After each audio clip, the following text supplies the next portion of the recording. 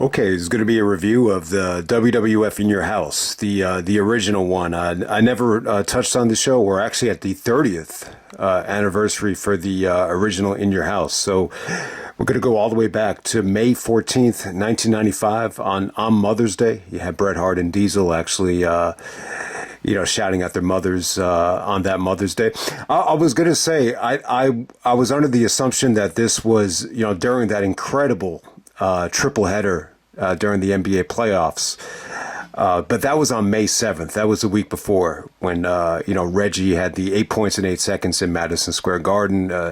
Jordan had come back and, Nick Anderson stole the ball. You also had another great game with Phoenix and Houston. Probably the best triple header in NBA playoff history. I don't remember the May 14th one. We're at games 3 and games 4 here. But hey,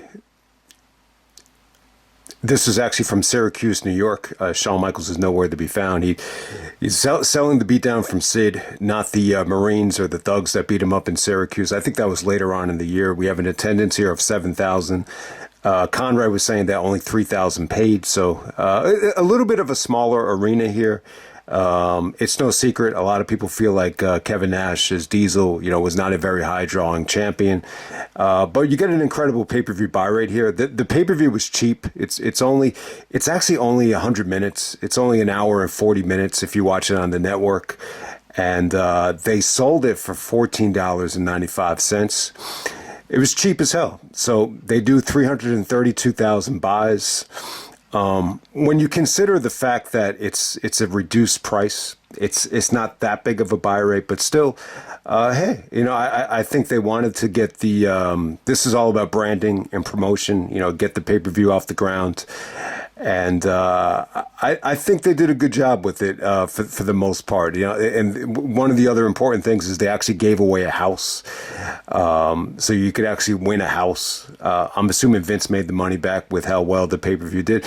But I think the thought process is, if you sell the pay-per-view cheap, you could just get a lot of people to buy it, especially something that it is not in the traditional big five spot. This is definitely to me, like, this is a side effect of Bischoff being ultra aggressive and starting to run pay-per-views every month. And this is kind of Vince's answer to that. And, Bruce actually used the Batman analogy. They thought of, the idea of selling it cheap because of Batman. When Batman came out on VHS, they sold it for like $9.99, which at the time was huge. Most movies and most of the VHSs that came out on video were very expensive. That's why most people would rent back then. I never remember like buying a lot of VHSs until maybe like the late 90s. So it was like unheard of at the time that you were selling VHSs for that cheap. I don't necessarily remember the Batman movie that well. I mean, I had it on VHS, but I specifically remember when Home Alone came out. They were selling them at a place called the RX place. They had Macaulay Culkin in like a cardboard box, and they had like 100 Home Alones, and they must have been selling those for cheap too. So it like, if it was a really popular movie that did well, you could sell the VHSs for really cheap and make the money back. So, when Pulp Fiction came out on VHS, it was probably like $75 if you wanted to buy it. That's why it probably did so much better initially as a rental or on pay-per-view. So you get the point there. So it's a pretty interesting marketing strategy.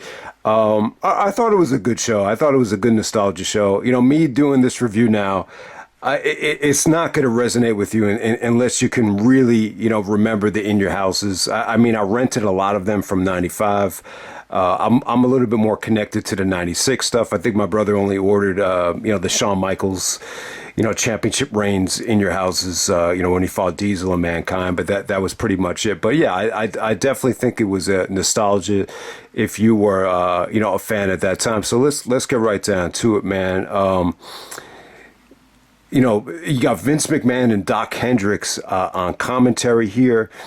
Jerry Lawler was, in a feud with Bret Hart and was heavily involved still as a wrestler at the time. So for the In Your Houses, they wanted to present something different. So, Vince made Doc Hendricks, Michael Hayes get a haircut to kind of, exile the Southern wrestling look. So that's why he's doing commentary here. I mean, I thought it was okay. It was a nice change of pace. Doc would actually, commentate a lot of the stuff in '95, even SummerSlam, because I think Jerry wrestled Kane on that show. But hey, let's get down to business. The first match of the night, we have Bret Hart taking on Hakushi. Hakushi comes out there with Sinja. Jerry Lawler is going to face Bret later on in the night, so he's anxiously awaiting the finish of this match. If you haven't seen this thing, I thought it was great stuff. Particularly Vince is not very high on Japanese talent. He just doesn't like the way they work. If anyone remembers, he said that Morishima was a little bit too Asian. When I look back at it now, I think part of the reason why AJ Styles and Nakamura was so watered down, I just think it had to do with Vince. I think he wanted to really work on Nakamura's character to the point where the matches just weren't, what they were in New Japan or whatever. But no, the bottom line is I like Hakushi. It was kind of a short stay for him. If you haven't seen this Hakushi character yet, it's a little bit, it feels a little bit like the Mordecai character meshed with, Albert when he transformed himself into Tenzai, when he had all the, tattooed ink, all over his face and all over his body. It's very similar to that. But yeah, Hakushi's a hell of a wrestler. He would go on to have, great matches with RVD and Sabu and in ECW. But the match with Bret was definitely unique. This is one instance where Bret clicked with the Japanese talent. If anyone remembers his match against Misawa, it kind of left me a little bit cold. I don't know what the problem was there. But him and Hakushi definitely clicked. A lot of the fans were chanting for Hakushi's name. Chanting Hakushi's name here when he did the moonsault. I mean, it was cool because he was a heel, but he was still exciting to watch, though. And, him and Bret definitely had a nice fluid match. When Bret went into his routine with the punches and the side Russian leg sweep, it had a nice flow to it. I think it definitely could have been better. It definitely got off to a little bit of a slow start. I mean, this definitely could have been, one of Bret Hart's best matches ever. But I still like it, though. I think Hakushi was, something different. He could fly. He did a flying headbutt. The standing switch, into the roll up, where Bret basically counters a German into a roll up for the finish was sweet as hell. So after the match is over, Bret starts selling like an ankle injury. Like he sells it like he twisted his ankle on the way out, just to kind of. Ultimately, this was just a way to kind of screw with Jerry the King Lawler. So, but yeah, this is definitely the match of the night. If Bret actually put this on his DVD anthology, which he actually picked the matches, so he liked it good enough to put it on that anthology, and it's also the first match you get to see on the In Your House anthology as well, which I would definitely recommend. Watching that. Each and every In Your House has, at least a good match on it. The majority of them kind of feel a little bit outdated and a little bit like filler, but, this is the match of the night. And, yeah, so if you love Bret Hart, I think Bret looked great on this show. Like, he definitely looked slim and motivated and just, he looked lean. He looked clean. And, yeah, I think this is I think Bret in '95, this might be his most underrated year. And it's tough to pick one from Bret.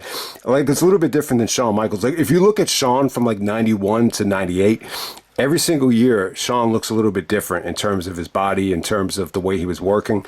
But with Bret from like 91 and 97, there's really no decline. It's a rock solid pace that Bret kept. Like, I can't tell you that the 95 Bret is that much better than 97 Bret or 91 Bret. But, I just think Bret in 95 was just, he was just a solid backbone of the company, even though he wasn't champion, yet.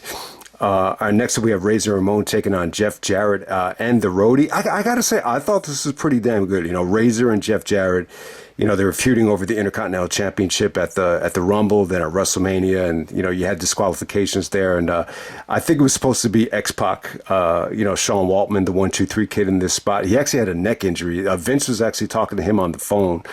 But Razor, goes at these guys in a handicap match. Doc Hendricks said that this is the first ever handicap match, I think, on pay-per-view.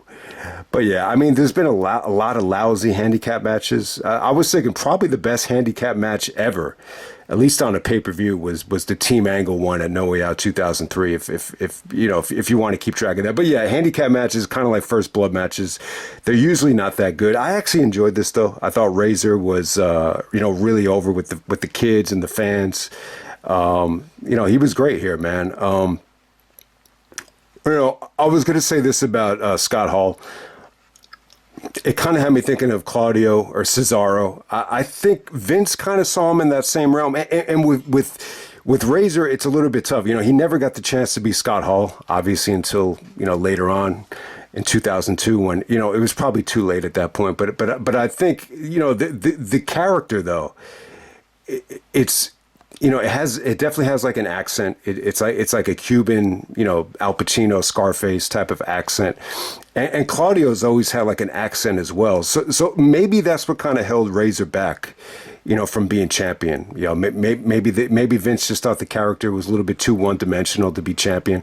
Because when you look at the lethargic match that Diesel had here, I say to myself, man, I wish maybe this would have worked better if Razor had gotten the babyface push instead of Diesel, but instead he gets to work with Jarrett in the Roadie. The match was fun as hell. I mean, it was good. I mean, Jarrett was great at this time in terms of selling and bumping, for great workers. I mean, it just worked out really well. And the Roadie was definitely like a nuisance, but at the same time, I thought he got good heat. It was a fun match. Razor goes over, and then the end of the match, they gang up on Razor. Then you get this. You get the.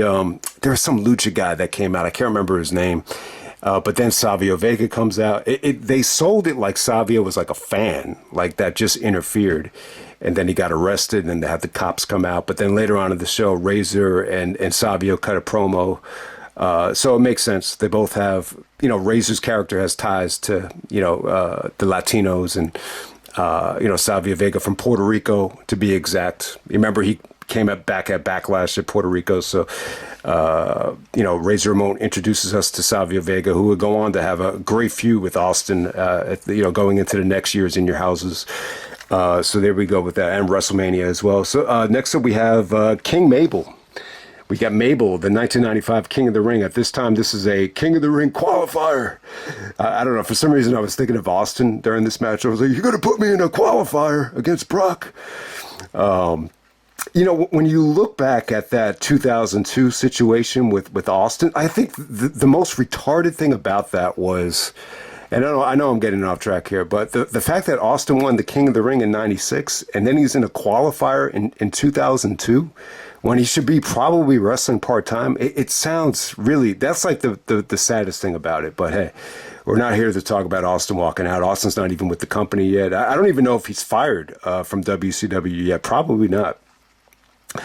But we have Mabel, taking on Adam Bomb here. This is Adam Bomb's, last show with the WWF, I believe. I liked Adam Bomb, man.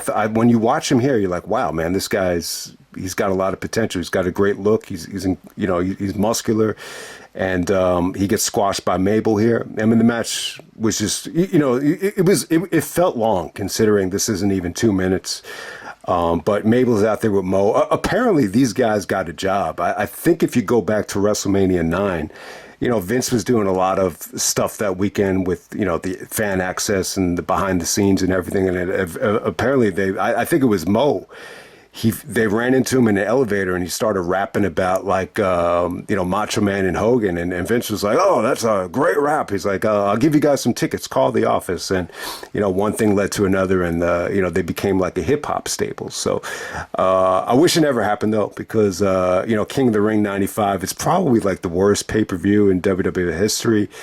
And it could have been so much of a better show. They actually have a dark match on this show with, British Bulldog and Owen Hart in a King of the Ring qualifier. Like, I wish that would have been on King of the Ring 95 instead of, Mabel going over, I guess, with Savio Vega, who we just saw. So, all right, next up we have Camp Cornette. We got Owen Hart and Yokozuna, coming out there with Jimmy and Mr. Fuji to defend the tag team titles against the Smoking Guns. Yeah, when I was watching this, man, I was just like, man, 96 was so much fun. Like Sonny really felt that void of the Smoking Guns. The Smoking Guns weren't used great here. When Owen was in the ring, I thought it was great. Yoko he's definitely getting a little bit like scary, fat here. But, he played into the finish. He actually hit the leg drop on the outside, and Owen and Yoko actually retained. I actually like the Yoko and Owen Hart tag team.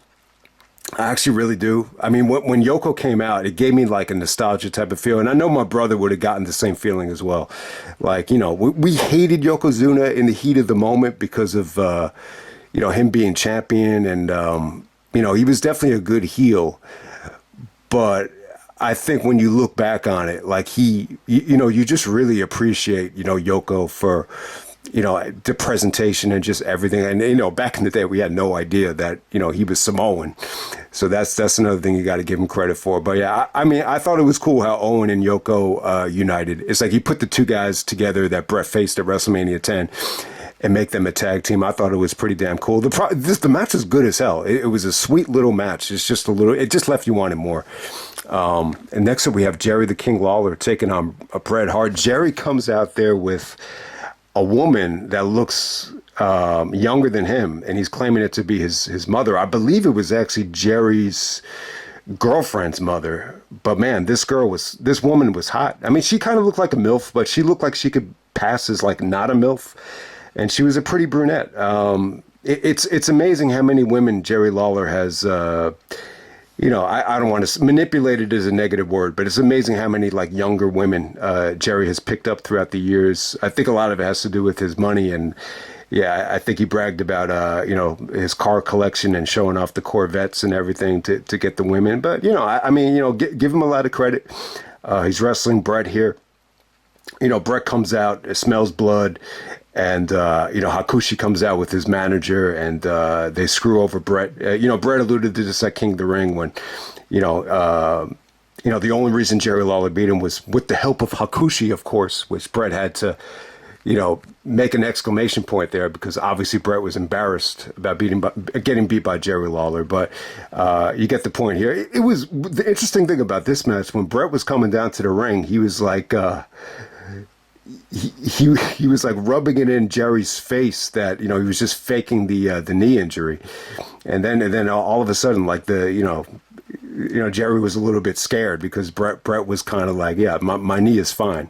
He was kind of mocking Jerry on the way to the ring. But hey, I mean, it was fine for what it was. Hakushi comes out and hits the flying headbutt. So Jerry retains over Bret with the jackknife pin. It was fine for what. The interesting thing about this was I totally forgot Bret had two matches on In Your House. I mean, having Bret wrestle multiple times on a pay-per-view is usually a recipe for success. So I really did not mind this at all.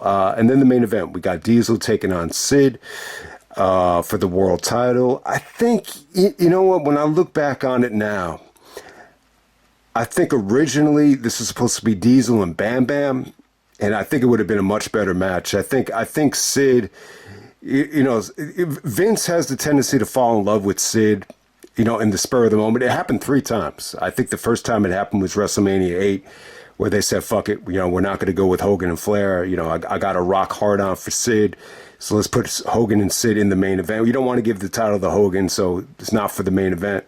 Then it happened here. The other time it happened was at Survivor Series 96 when he went with Sid over Vader. So he goes with Sid over Bam Bam. Initially, I think the Bam Bam babyface turn was cool.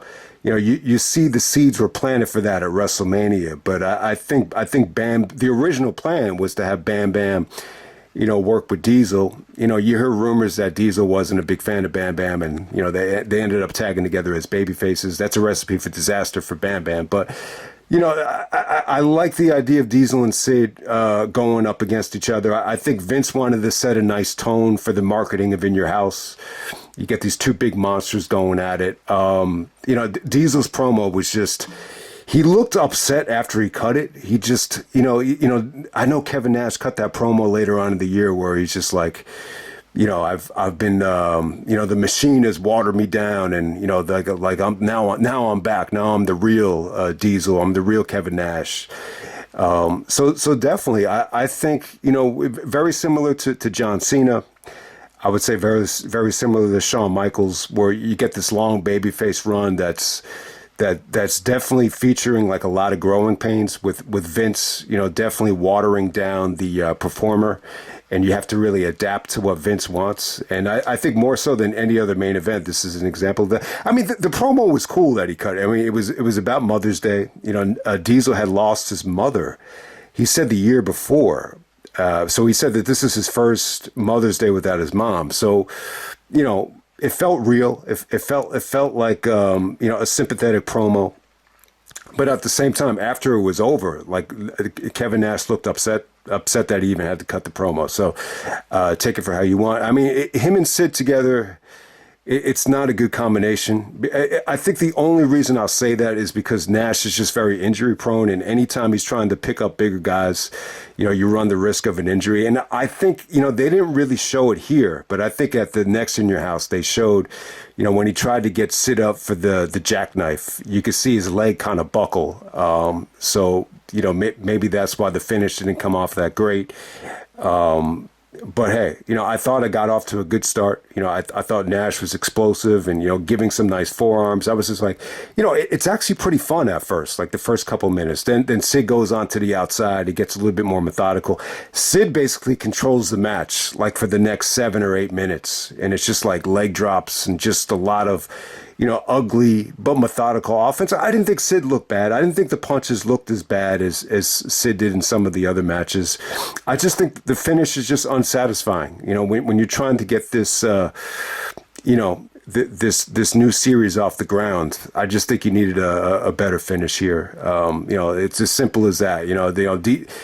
Diesel, basically stays away from Sid's powerbomb. He hits the jackknife, and then all of a sudden, Tatanka comes in, because he's with Ted DiBiase. DiBiase's actually managing Sid, at the time. It wasn't the worst thing in the world. And,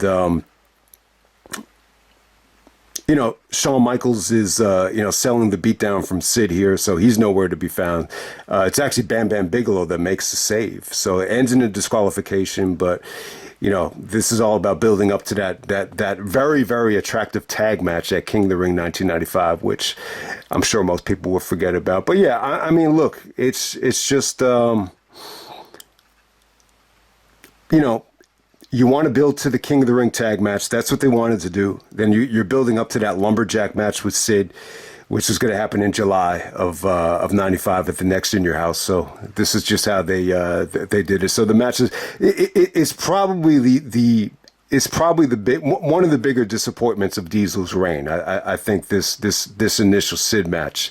I think the one where Vince decided he had enough was the Davey Boy match at the In Your House in October, which I believe was in Western Canada. But yeah, that's pretty much it, man. When I look at the show, though, I mean, there's some really attractive dark matches here.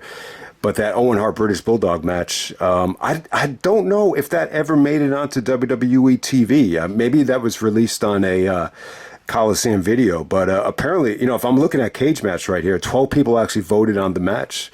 And yeah, it ended up going to a 15-minute time limit. Those are two guys. I mean, the King of the Ring 95, when you see how many people actually tried to qualify, Owen, Bulldog, Undertaker, Shawn Michaels, you say to yourself, man, that should have been a great tournament.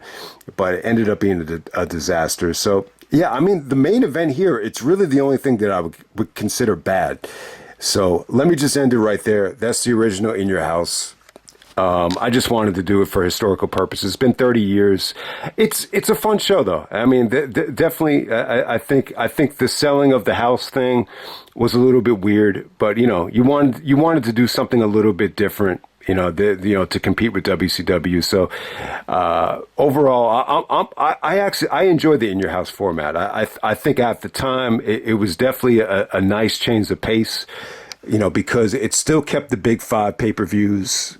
Special, and then you do these In Your Houses where you would get these, surprising gems every once in a while, and then the In Your House set design, the theme music, it was definitely dope. I mean, this main event didn't really hit a home run, but you still have Bret Hart and Hakushi, which it's definitely one of the more memorable In Your Houses openers ever. So shout out to Bret. Him and Hakushi rock the house. Definitely check that out. I think the rest of the show you could definitely skip.